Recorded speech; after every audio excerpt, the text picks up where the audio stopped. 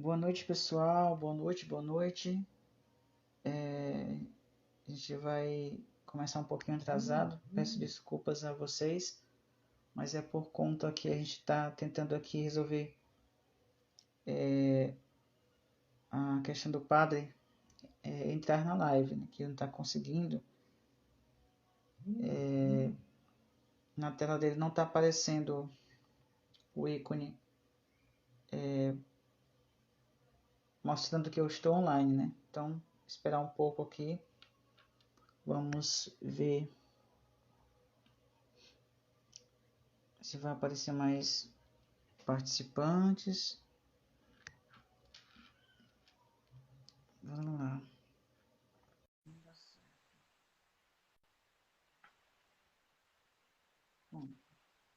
Enviei convite.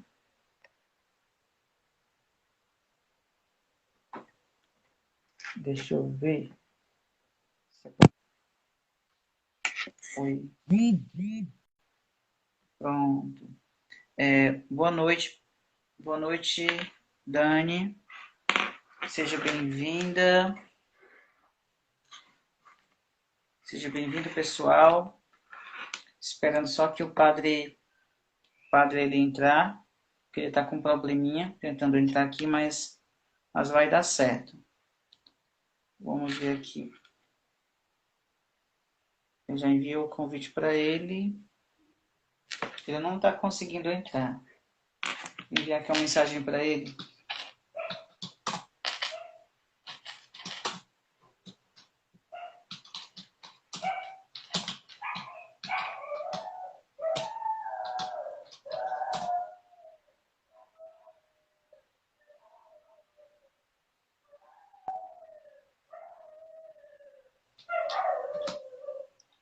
Só um momento.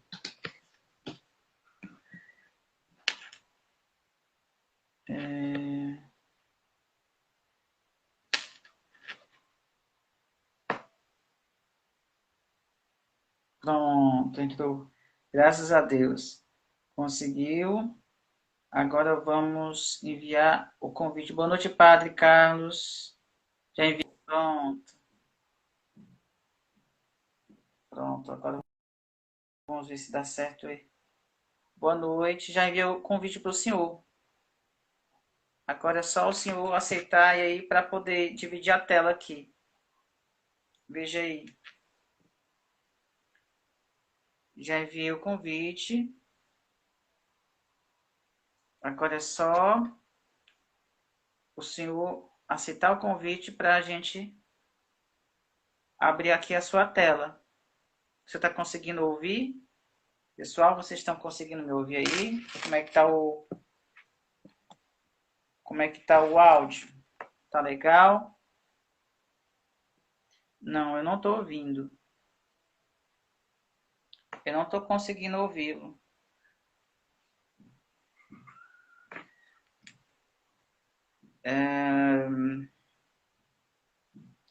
Então vamos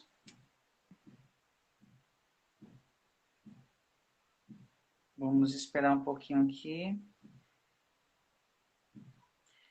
Eu não estou conseguindo muito bem. Obrigado, Dani. Boa noite, Ícaro. Ok. O padre, gente, alguém me ajude porque o padre não está conseguindo. Ana Vieira, boa noite. O padre está me ouvindo, só que ele não está. Enviei o convite para ele, não está conseguindo. Ele não está conseguindo acessar o convite. O convite, padre, fica do lado. Não tem esta janela, a ferramentazinha que tem o nome adicione um comentário. Aí do lado tem uma câmerazinha e tem um ícone representando uma pessoa, sei. Aí você clica eu cliquei nesse ícone aí e aparece uma janela convidando para participar. Já cliquei em convidar e já está acionado aqui o convite para o senhor. Já está acionado. Então, quando está acionado, quer dizer que a pessoa tem que aceitar o convite.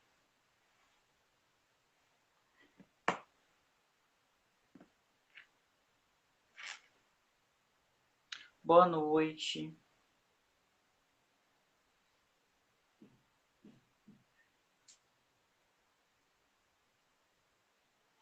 Deu certo, padre?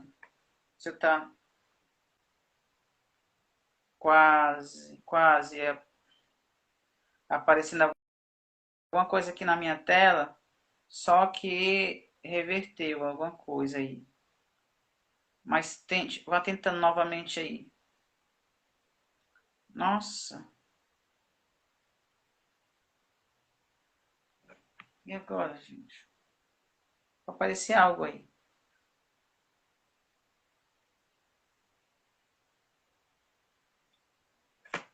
Deixa eu ver aqui. Tá enviando aqui pra minha tela mostrando. Não aparece nada.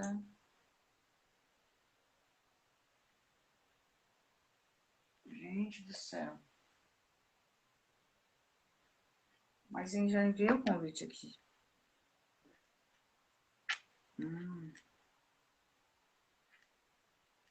Só um momento, pessoal. Bora ver novamente. Olha, já cliquei em cima aqui. É como se já... Padre Carlos. Pronto, é como já tivesse convidado, ó. Aparece aqui, convidado. Então, quando aparece, eu vou cancelar novamente e convidá-lo. Vamos lá, de novo, se dá certo. Veja aí, padre, se aparece alguma coisa na sua tela. Eu cancelei o convite e convidei novamente. Bora ver se deu certo. Olá, Henrique. Henrique, boa noite. Teresita Lombardi, boa noite. Salve Maria para vocês. Sejam bem-vindos. Vocês estão conseguindo me ouvir, pessoal? O áudio? Padre, deu certo aí? Convite? Tá aparecendo aqui convidado.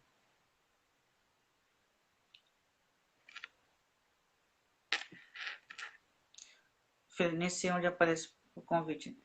Pessoal, alguém ajude aí o padre, por favor, porque não está conseguindo entrar.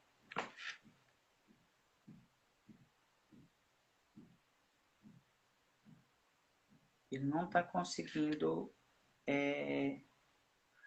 clicar no convite. Eu já convidei aqui, certo? Já fiz o convite. Tenha só um pouquinho de paciência, pessoal. Já fiz o convite aqui.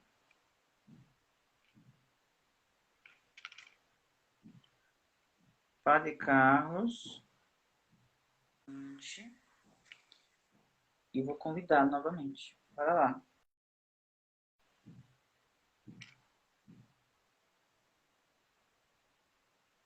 Convidando.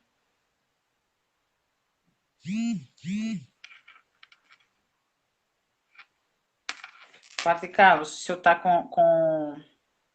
se eu tá com o fone, tente tirar o fone, ver se é. Tente tirar o fone. Deixe só Se o senhor tiver no computador, fica mais complicado. Tem que ser pelo celular. Fica melhor. Tente sair e entrar novamente. Isso, não. Pelo computador, eu acho que não vai funcionar, eu não sei. Tente pelo celular mesmo.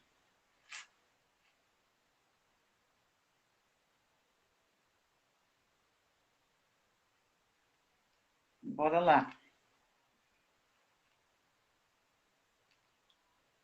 Padre Carlos. Padre Carlos. E agora, padre? Envia o convite. Envia o convite. Apareceu alguma coisa na sua tela?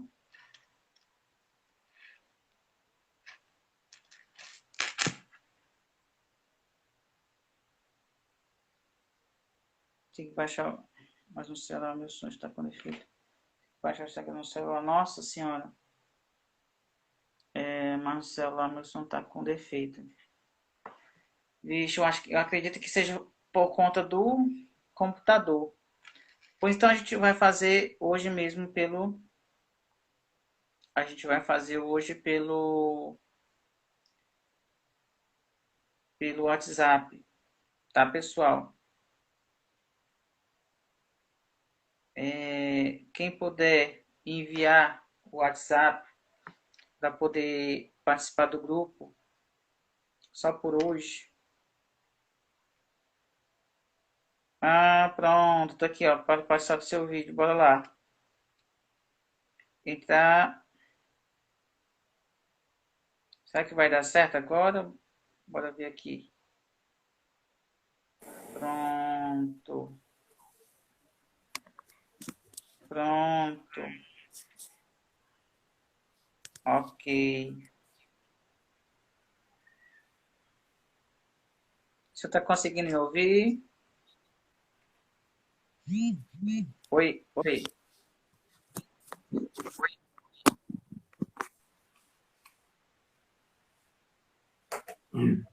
Boa noite. Boa noite. Após Graças a frustrar as Deus. tentativas, né? Mas é porque é pelo celular. Se tivesse falado, eu estou aqui no computador. Eu pensava que pelo computador daria certo, só que pelo jeito, né? É um aplicativo somente para celular, né? Celular, exatamente, é. Seria bom. Eu não sabia dessa limitação do Instagram. Eu pensava que ele tinha mais abertura para o computador, mas enfim, né? É a única forma que a gente tem para poder gravar o vídeo, né? Sim, sim. Sua bênção, padre. Deus abençoe a todos, né? Boa noite, Jane. Então, hoje nós vamos ver o que nós podemos falar, né, sobre o tema, né? Não é isso? Isso. O tema, o tema proposto foi enviei para o senhor agora. Só um momento, pessoal. Tá aqui. Eu peguei a passagem de João 15:18, né? Se o mundo vos odeia, sabei que me odiou a mim antes que a vós. João 15:18.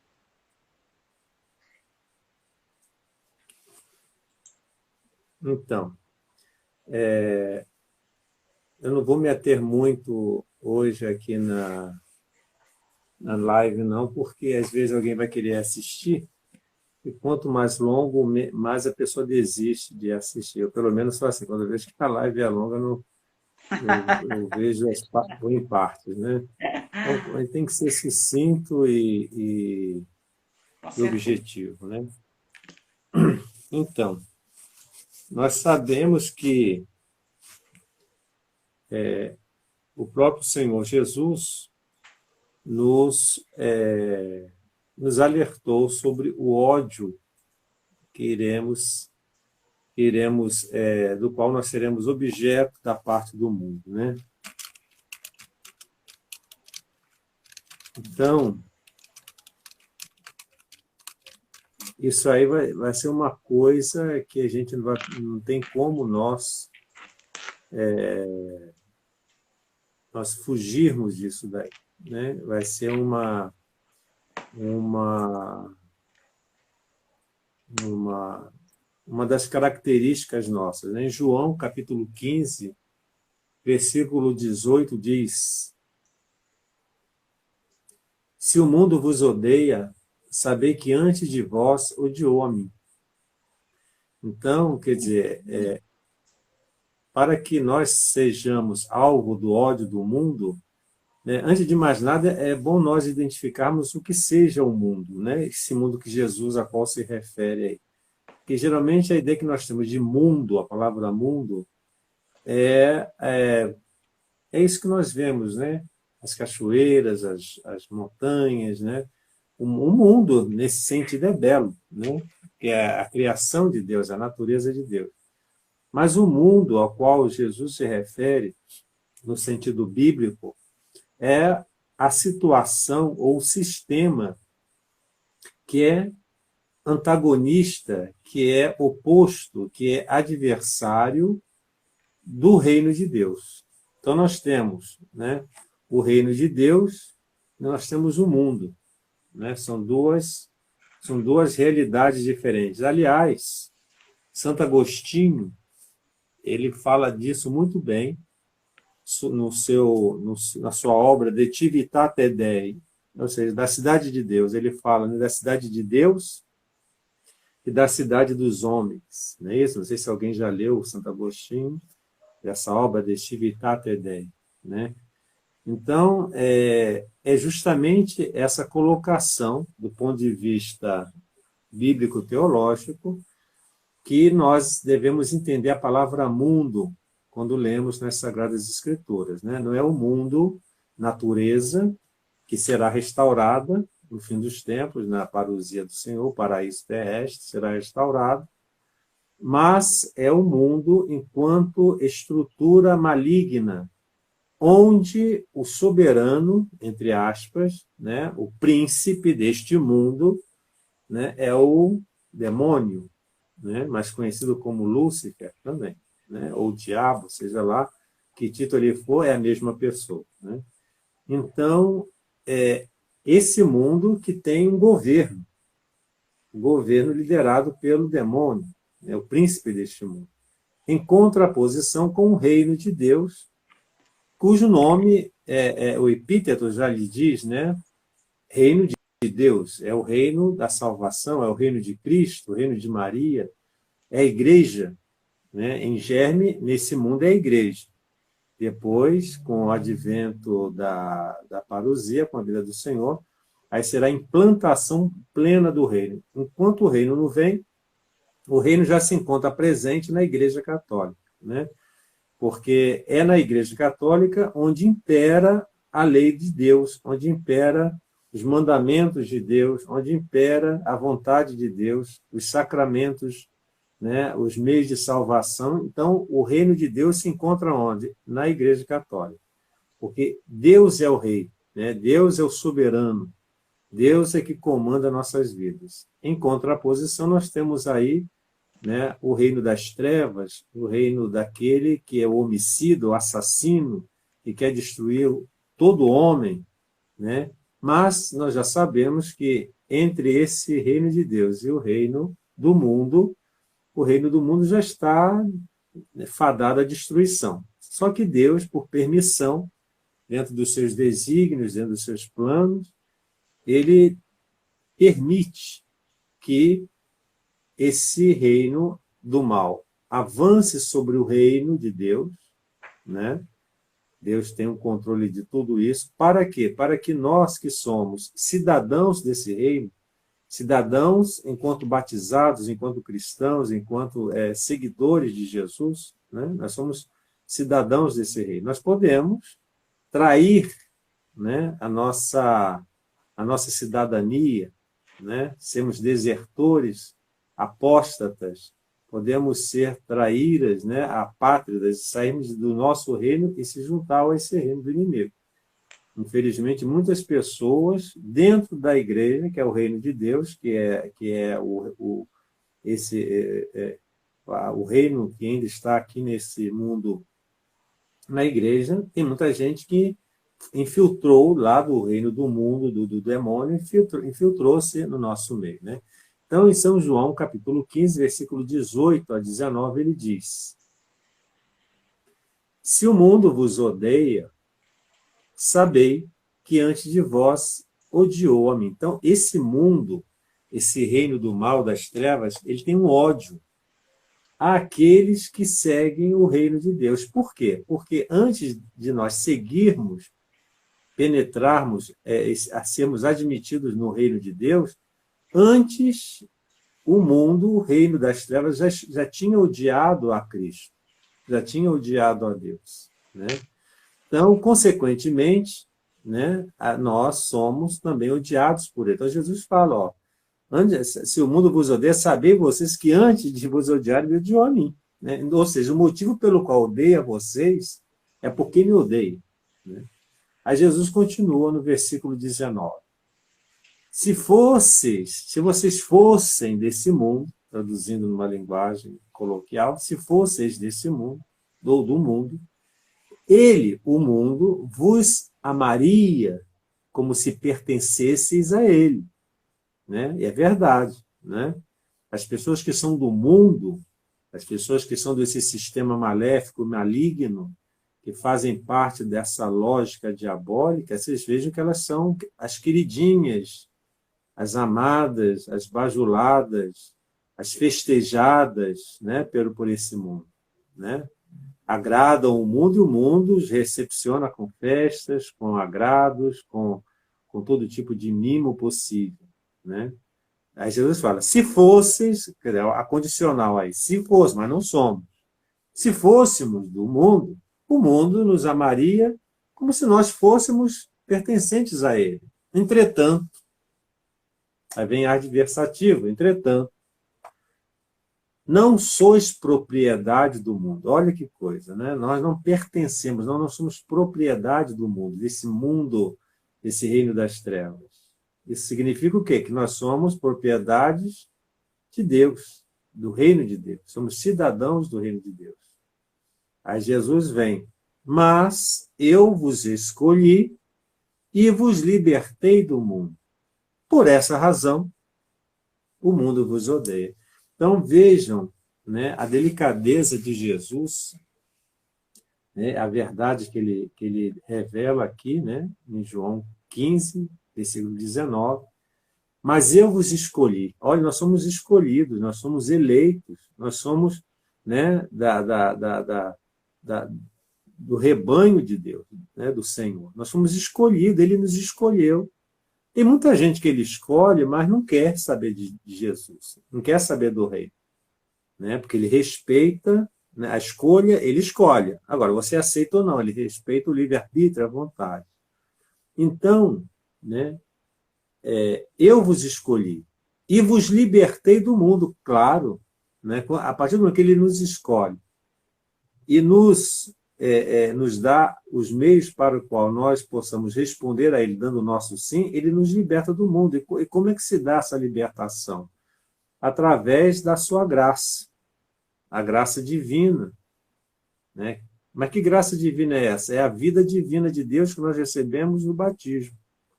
Né? É o primeiro ato de libertação, é o batismo, é a graça, é a participação da vida divina. Mas essa graça, essa vida divina nos é dada em decorrência do sacrifício que Jesus fez na cruz. Né? Devido a esse sacrifício, a essa redenção exercida por ele no alto da cruz, então, todas as graças, todos os meios para nós nos libertarmos do mundo, nos vêm daí, né? Do próprio Cristo. O Cristo é que nos dá. Então, ele é o nosso libertador. É o verdadeiro libertador, é Jesus. Libertador do quê? Do mundo. E que mundo é esse? É o mundo do pecado, da escravidão do demônio. Aí ele continua. Por essa razão, por eu ter escolhido vocês e por ter vos libertado, por essa razão, o mundo vos odeia. Então, se nós não fôssemos escolhidos, se nós não tivéssemos aceito esse convite de Jesus, se nós não tivéssemos abraçado a causa de Cristo, o mundo estaria feliz conosco, né? Mas como nós fomos escolhidos por Jesus e libertos por Ele, porque nós aceitamos, ou seja, a nossa fé, a resposta a isso se chama fé, né? A nossa fé em Cristo, por essa razão o mundo nos odeia. E esse odiar significa o quê? Nos condena à destruição. Ele quer nos destruir, ele quer nos arrastar de qualquer maneira para longe de Deus, longe desse rei. Então, né, nós temos que ter essa consciência diante desse mundo que nós estamos vivendo, né? Aqui também em João 15, 23, 25, Jesus fala: aquele que me odeia, da mesma forma, odeia meu Pai. Pois todo aquele, João 3, 20, pois todo aquele que pratica o mal odeia a luz e não se aproxima da luz, temendo que as suas obras sejam expostas. Então vejam que, estou lendo aqui mais João, né? Mas também tem outras passagens em outros evangelistas, como Mateus 10, 22, fala: e por causa do meu nome, esse nome de Jesus significa, e porque nós somos de Jesus, por causa da pertença a Cristo, sereis odiados de todos. Contudo, aquele que permanecer firme até o fim, olha só a promessa de Jesus, aquele que permanecer firme, perseverante até o fim, o quê? O que acontecerá? Será salvo. Então, essa pertença a Cristo exige de nós o quê? Uma resposta radical. Exige de nós uma atitude de radicalidade. A palavra radical vem de radix, radix em latim é raiz, né? A raiz é aquela parte da planta que fica escondida e submersa na terra, onde ela fixa a planta, né? É a raiz que dá segurança e rigidez, o equilíbrio, ela permanece em pé por causa da sua raiz. E é na raiz e pela raiz que a planta ela consegue os nutrientes para sobreviver, para manter sua vida.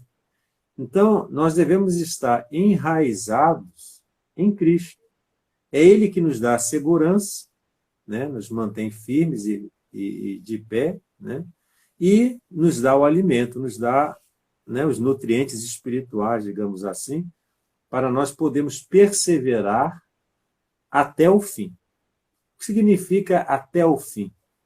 Significa até onde nós vivermos, né? Porque a batalha vai continuar, mesmo que você morra, né? A batalha continua, né? A disputa, né, continua. Só que nós temos, né, na linha do tempo, né, na história, cada um tem uma contribuição a essa luta pelo reino, né? Olha os santos da igreja, lá no começo da igreja, né? Quantos santos tiveram a sua contribuição para a igreja, para o reino de Deus? Eles morreram, mas outros continuaram, foram surgindo outros cristãos, nasciam, eram batizados, e nós estamos na mesma estirpe, nós estamos na mesma linha de sucessão da construção desse reino. É uma corrente contínua, e nós não podemos romper essa corrente. Por quê? Porque nós somos escolhidos, nós somos libertos, e nós aceitamos com o nosso sim, com a nossa fé, o quê? Perseverar nessa luta pela cidade de Deus, pelo reino de Deus, a qual nós pertencemos,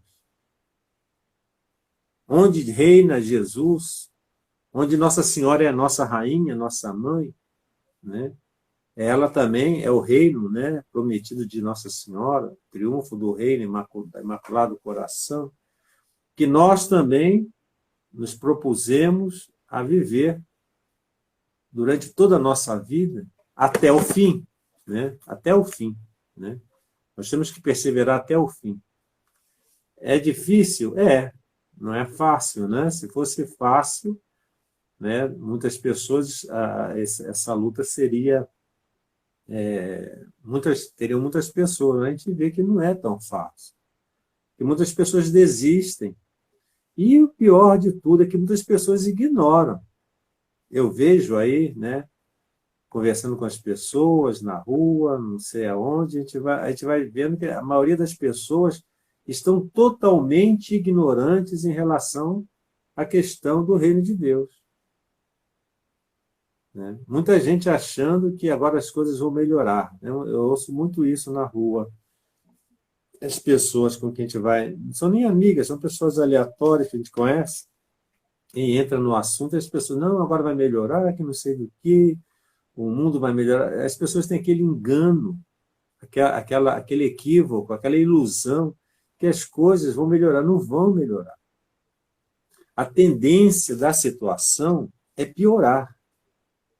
Ah, mas o senhor está agorando o mal, o senhor está, em vez de estar pessimista. Não, não é questão de pessimismo.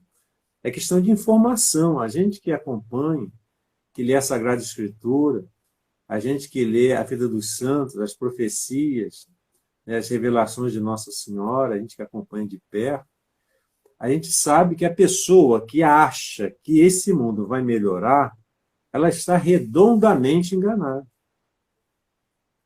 Vai recrudescer a perseguição, as privações, as proibições, né? Ah, mas nós temos que lutar. Sim, temos que lutar, é lógico. Veja o exemplo dos irmãos Macabeus, lá nos livros dos Macabeus, né? Veja o exemplo de Elias, né? Lá no tempo de Acabe. Então, nós temos que ter os pés no chão e a cabeça na Sagrada Escritura. Nós temos que ver a realidade, as coisas não vão melhorar, né? Principalmente dentro da nossa igreja, né? Nós estamos vendo aí duas igrejas diferentes.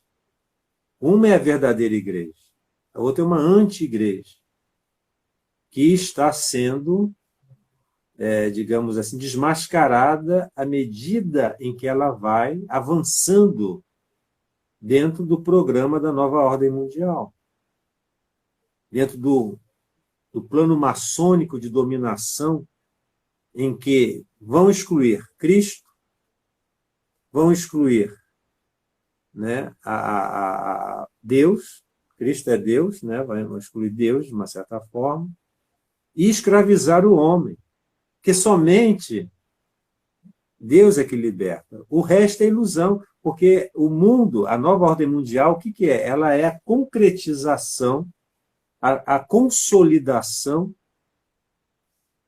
dos planos do mundo, do príncipe deste mundo. Quem é o anticristo? O nome já está falando, é aquele que não é o Cristo. É o Messias esperado lá da sinagoga de Satanás, né? São eles, né, que estão preparando. Eles não aceitaram o Cristo verdadeiro. Eles rejeitaram Jesus, não o reconheceram, o condenaram e mataram ele. E ainda estão preparando, né, um reino que não é o reino de Cristo. Quando Pilatos, né, naquele diálogo dramático da Sexta-feira da Paixão, em que Pilatos pergunta, tu és rei? E Jesus fala, é você que fala assim ou te disseram? Não, porque disseram que tu és rei. E Jesus fala, de fato, eu sou rei, mas meu reino não é deste mundo. Porque o reino deste mundo é do demônio, né? Ao qual as pessoas e as estruturas sociais, as estruturas humanas servem de maneira caudatária, né? De maneira, né, serviçal e escravizada. O meu reino não é deste mundo. Se o meu reino fosse deste mundo, os meus soldados viriam e me libertariam, mas o meu reino não é deste mundo. Ah, então tu és rei? Então, Jesus, ele é o nosso rei. Nosso reino não é deste mundo, né? Isso nos consola, porque nós sabemos que esse ódio do mundo como teve de Jesus, né, que vem dessa linha da estirpe dos filhos da serpente, né? São os filhos da serpente. O que eles vão fazer? Eles vão tentar nos destruir, porque existe uma inimizade ancestral, existe uma inimizade que vem lá né, do paraíso, vem lá da época de Adão e Eva, né? Então, essa inimizade que foi colocada pelo próprio Deus, porém inimizade entre ti e a mulher, Deus falando para a serpente, entre ti e a mulher, entre a tua descendência, serpente, e a descendência dessa mulher. E essa lhe esmagará a cabeça, e tu lhe tentará morder o calcanhar. O calcanhar somos nós, né? Porque jamais ele vai tentar morder o pé de Nossa Senhora ou de Jesus, né? Impossível. Mas somos nós os calcanhares, né? Porque nós estamos embaixo, né? Ele vai tentar nos morder, nos abocanhar, nos destruir, mas isso não vai acontecer por quê? Porque se nós estivermos unidos à cabeça, que é Cristo, se nós estivermos revestidos da graça, da couraça da graça, da fé, nós resistiremos, perseveraremos até o final, né? E nós sabemos também, né, que Jesus, ele em João 16, ele diz o seguinte, João 16, João capítulo 16, versículo 1. Eu vos tenho prevenido sobre estes acontecimentos para que não vacileis na fé. Né? Então, Jesus sabia que tudo isso, todas essas perseguições, todas essas mortes, martírio, né? Ele sabia, ele já nos preveniu, ó, vai acontecer isso. Não vacileis na fé. O que é vacilo? A pessoa vacilante é a pessoa que titubeia, né? Ela vacila, ela não é firme, né? Ela não é convicta, não tem aquela convicção. A gente não pode titubear na fé, né? Nós não podemos vacilar na fé. Que o nosso sim seja sim, que o nosso não seja não. Né? Não podemos nos deixar ter atitudes dúbias, né? Nossa atitude tem que ser bem clara e bem objetiva, né? Porque nós, como testemunhas de Cristo, temos que testemunhar não o que eu penso, o que eu acho, mas o que Ele nos ensinou, a verdade. E a verdade é uma só, não existem várias verdades. Tem gente que fala assim, cada um tem a sua verdade. Mentira, isso não é verdade. Ninguém tem a sua verdade, a verdade é uma só. Você pode ver uma parte da verdade, mas ela é única. Você tem que conhecer a verdade pelo inteiro, pelo todo. Né? Não pode ficar só com uma meia-verdade. Uma meia-verdade não é verdade. A verdade ela tem que ser aceita e vista na sua completude, na sua integridade, É na a sua objetividade, né, inteireza. padre? Oi? É a objetividade, né? A verdade é objetiva, Sim, né? a verdade ela é objetiva, ela não é subjetiva. Mas justamente o subjetivismo é uma das características do iluminismo. E que foi o iluminismo? Eu estou lendo um livro muito bom chamado Conjuração Anticristã, né, do Monsenhor Seguir. E ele coloca isso muito bem explícito, né, nessa obra dele, que eu estou lendo toda noite na minha cama, minha leitura de cabeceira, né, a Conjuração Anticristã, né, que a verdade ela é única, ela é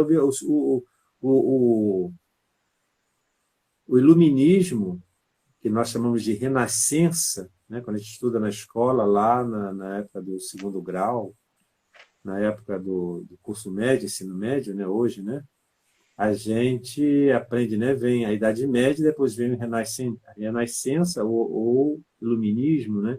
O que foi o Iluminismo? O Iluminismo foi uma ação de rebelião contra os princípios cristãos que norteavam a cristandade medieval, né? E quem foi que promoveu essa rebelião? Foram os sionistas, aqueles que não acreditavam e que lutavam contra os princípios do cristianismo, do predomínio da igreja sobre o poder temporal. O pontificado, o Papa, ele tinha um poder acima dos reis e dos imperadores. Então, eles, para fundarem e acabarem com esse domínio da igreja, eles criaram a res pública, a coisa pública, ou república. Eles tinham que acabar com os reinos, porque os reinos, os imperadores, os reis, as monarquias, elas eram protetoras, tinham a missão de proteger o poder espiritual do papado.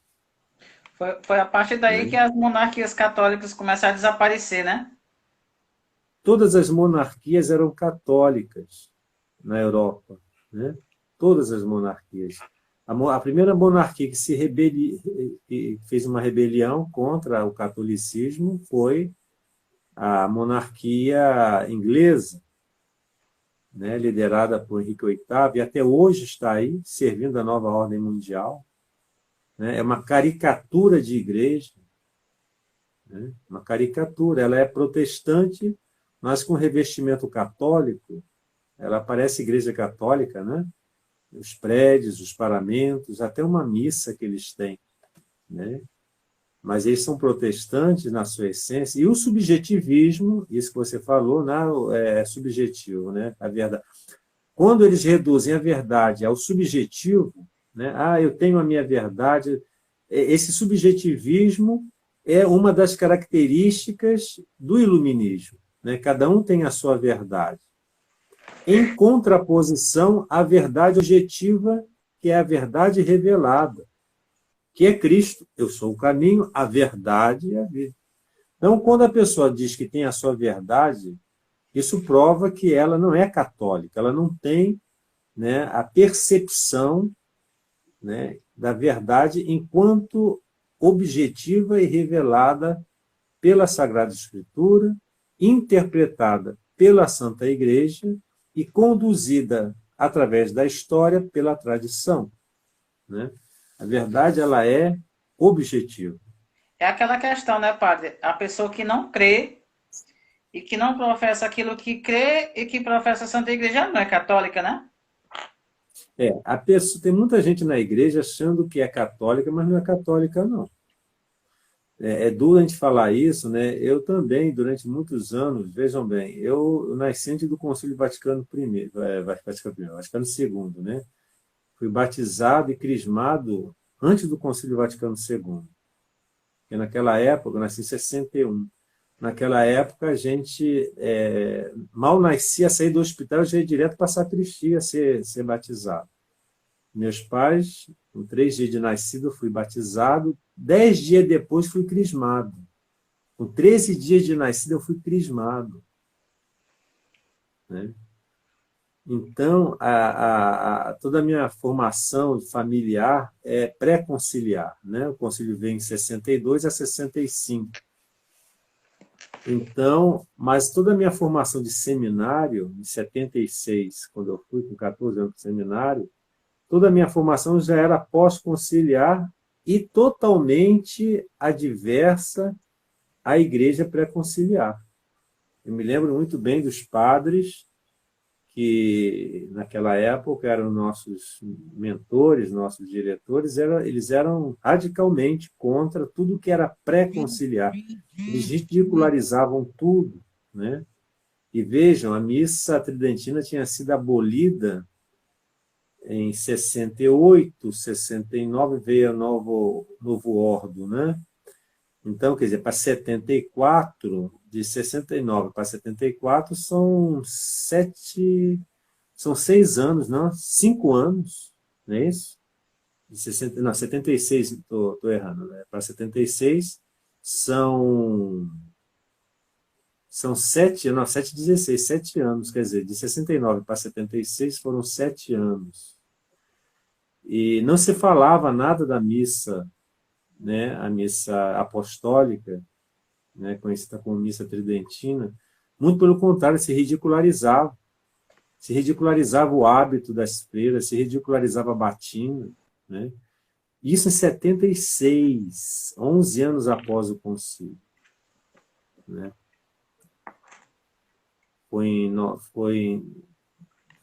É isso mesmo, 11, 12 anos depois do concílio. Então já se ridicularizavam, né? E, então toda a minha formação foi dentro desse contexto da Nouvelle Teologia, da Nova Teologia, e também da Teologia da Libertação, que já graçava, já devastava, infelizmente, naquela época, por incrível que pareça, eu acompanhei tudo isso. Mas interessante é que eu sempre me mantive, por instinto talvez, sempre apegado à tradição, sempre procurei me inteirar o que havia acontecido antes do concílio.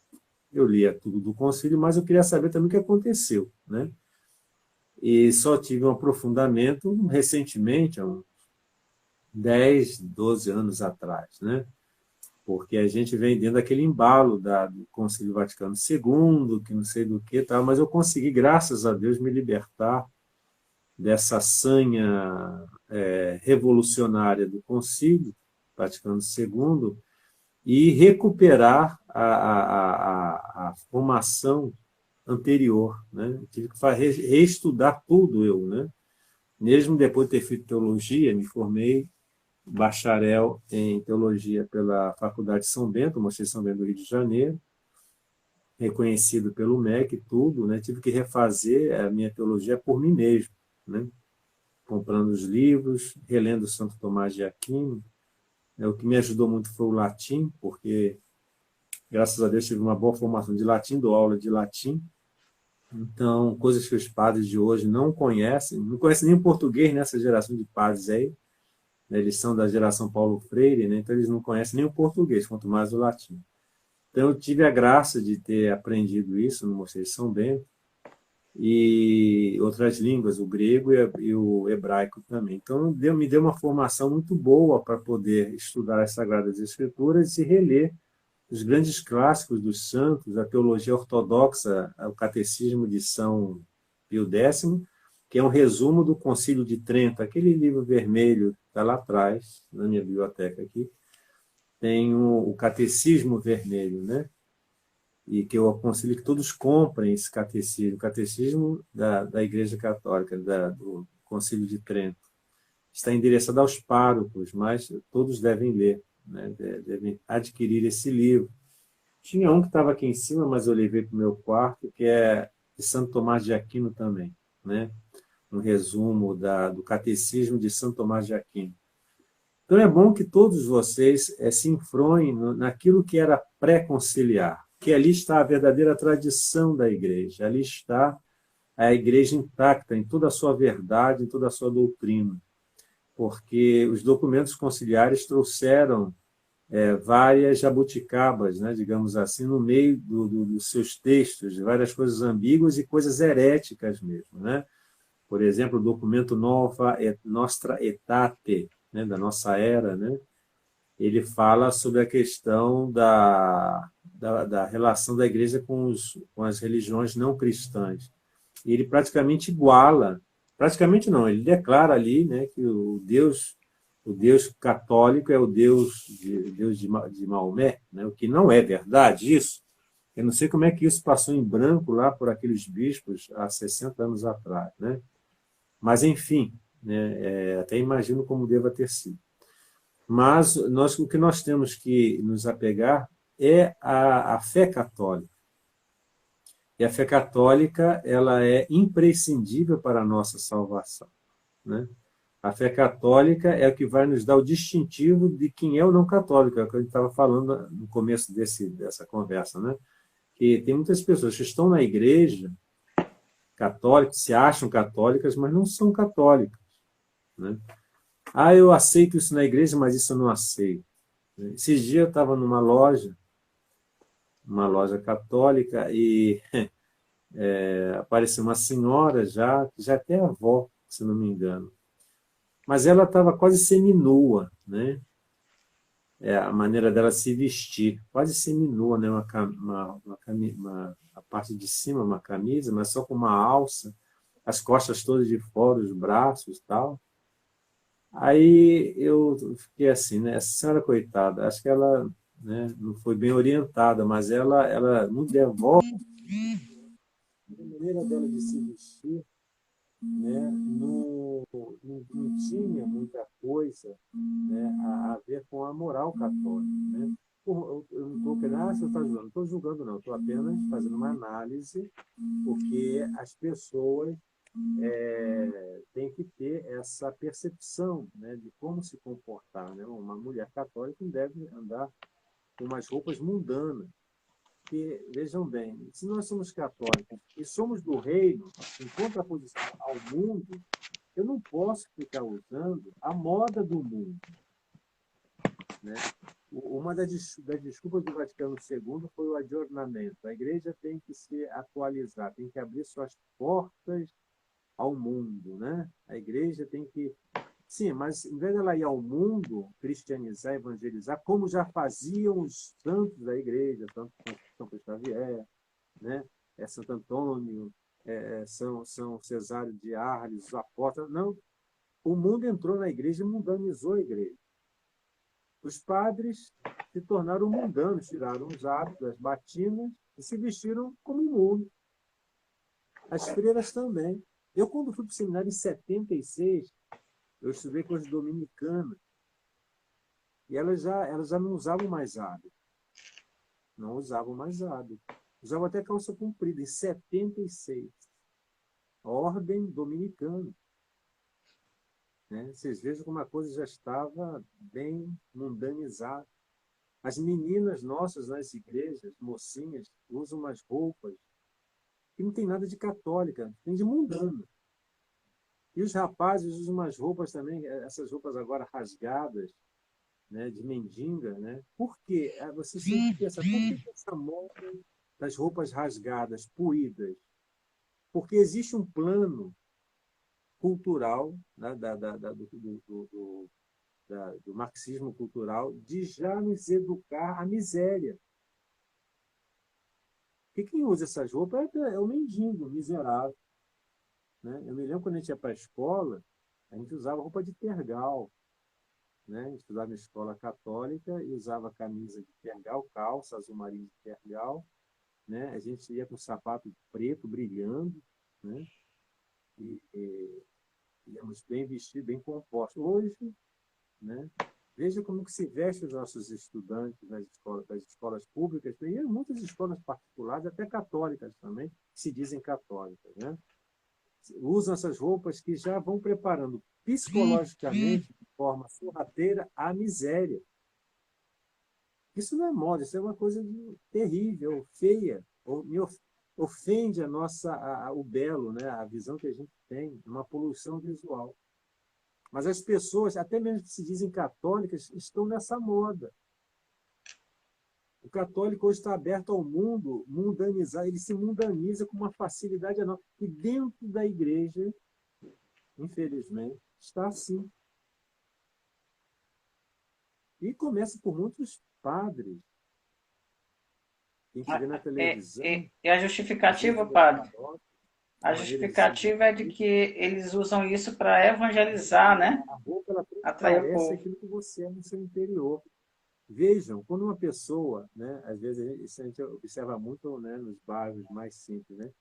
Tem aquela fulana, né, aquela senhora vizinha nossa, quando ela se converte para o protestantismo, a Assembleia de Deus, não sei do que, a primeira coisa que ela muda é o quê?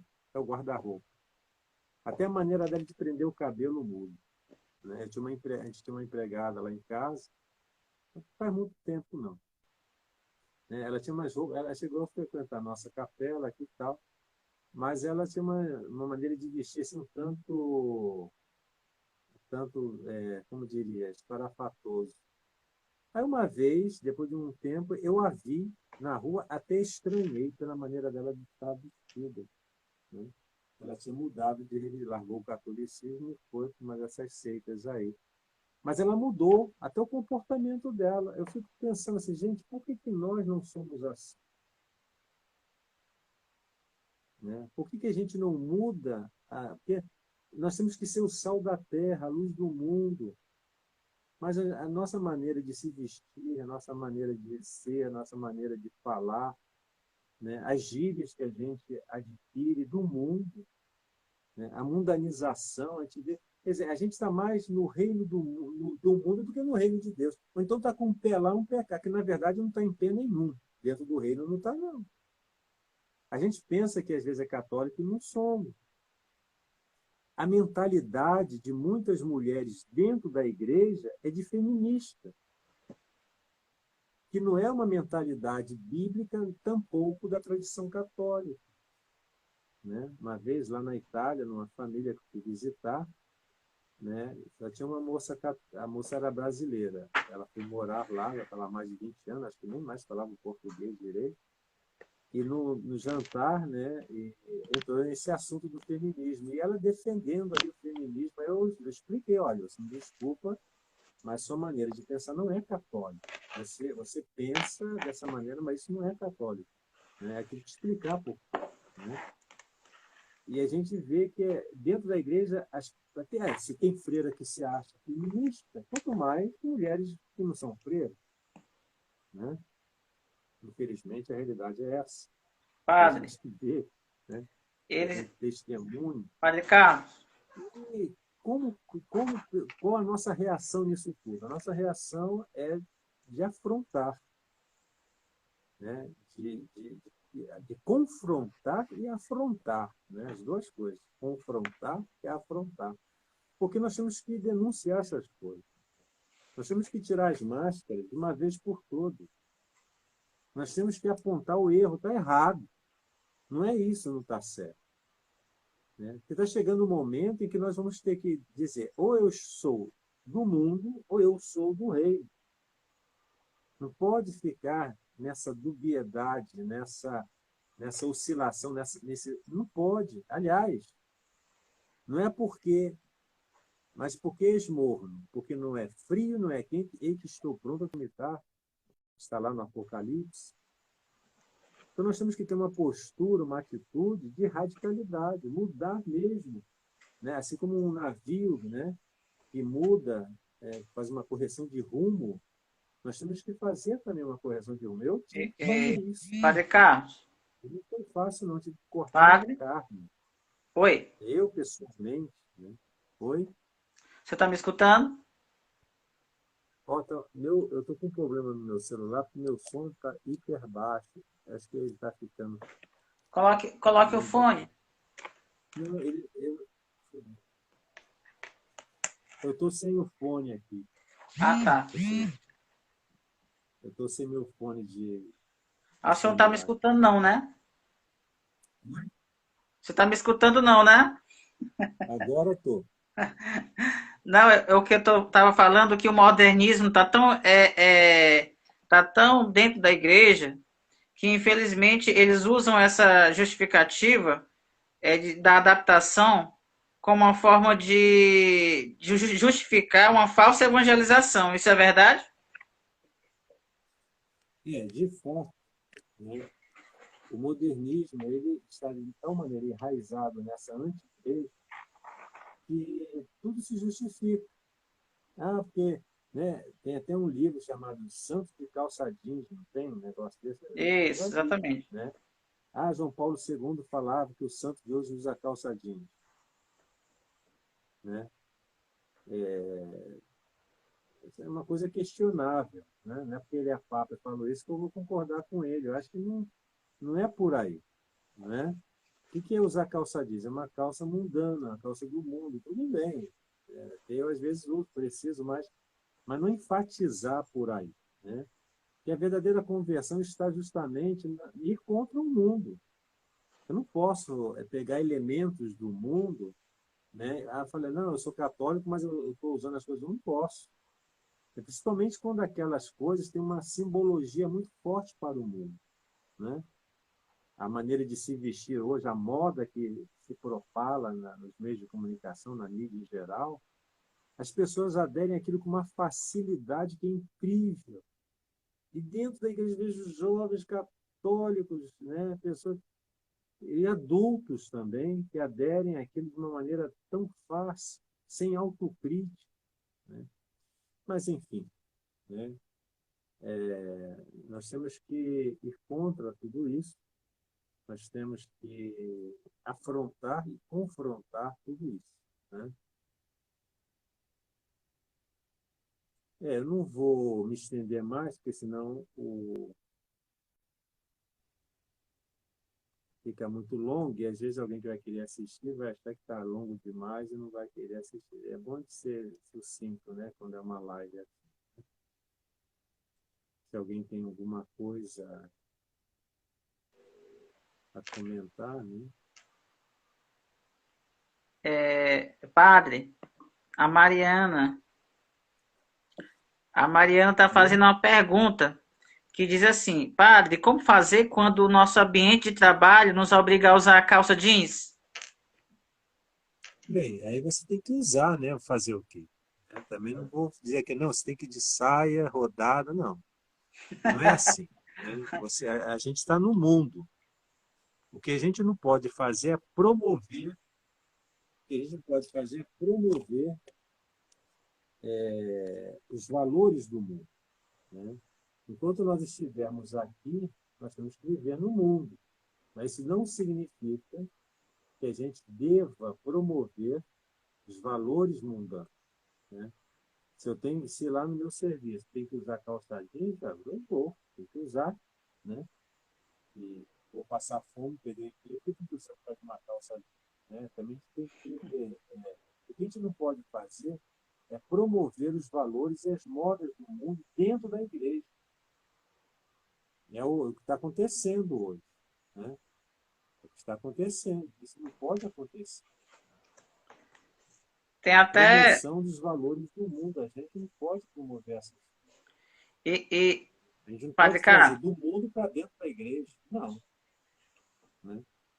Você pode viver no mundo sendo da igreja, mas sem trazer os contravalores do mundo para dentro da igreja, para dentro da sua casa. Porque a sua casa é uma extensão da igreja. A sua casa é um pedaço, né? É uma sala, né? Do prédio da igreja, é o seu santuário, sabe? É o seu santuário. Então, a gente tem que saber desse discernimento, né? A nossa radicalidade está em ir contra os valores. Agora, tem que usar de inteligência, discernimento, prudência, né? Para a gente também não cair no ridículo, né? Tem que ter discernimento. Agora, é aquele negócio, eu não vou com a mesma roupa que eu vou à praia, que eu vou no clube, e não vou com a mesma roupa que eu vou à igreja. Aliás, eu aconselho as pessoas a evitar frequentar certos lugares que não convêm a um católico, ou uma católica, né? Certos lugares que não convêm, né? Que às vezes me insta, né? Me obriga a usar uma determinada roupa em determinado local. Não. Por que o religioso usa um hábito? Eu entro com esse hábito aqui em qualquer lugar. Eu posso ir no cemitério, posso entrar num shopping, num restaurante, na igreja, num convento, com esse hábito. Pego um avião, pego o metrô, pego um ônibus, né? Porque, não, eu sou padre, mas eu vou, né? Eu vou no cinema, aí não vou de hábito. Aí vou na igreja e boto o hábito. Não, eu vou não sei aonde e tiro o hábito. Não, vem cá, entendeu? É um hábito ou uma fantasia? Vou me fantasiar de padre em determinados locais. Em outros lugares eu tiro a fantasia e vou, né? O hábito não é uma fantasia, como eu vejo muitos religiosos fazendo isso. O padre se usando a batina como se fosse uma fantasia, né? Usa lá na frente da câmera de televisão, usa a batina. Sai dali, sai tudo, nem parece, né? Parece até a Landelon, né? Sai todo fashion, né? E não é assim. A gente tem que ter uma postura constante, uma coerência no nosso comportamento, né? Mas é isso, né? Não vou me estender mais, é 9h11 da noite, né? E aí a gente vai poder fazer uma reflexão sobre esses pontos que nós tocamos, né? Tudo bem? Gente, muito obrigado, viu? Obrigado pela participação de Alguém me vocês. fala alguma coisa? Paz e sua bênção, obrigado pela participação, pelo senhor ter aceito mais um convite. E, de fato, é muito propício essa formação, muito propício. Lembrando que o modernismo, como o Papa Pio X disse, é a síntese das heresias, modernismo, né? O modernismo é a síntese das heresias, como diz o Papa Pio X, né? Então a gente tem que fugir dessa, não é nem heresia, dessa apostasia, né, que está dentro da nossa igreja hoje. Isso. A gente nos manter em oração constante, né? Então, eu vou dar a bênção e agradeço a presença de vocês, né? Sempre quando eu puder, estarei à disposição para nós fazermos uma reflexão sobre algum tema que se faça necessário, tá bom? Então, que o Senhor abençoe a todos, uma boa noite, né? E que na próxima oportunidade estejamos todos aqui de volta. Amém? Amém. Boa noite, pessoal. Tá, obrigado, Maurício, pelo convite. Fique com Deus. Deus abençoe a todos. Uma Amém. boa noite. Tchau, tchau.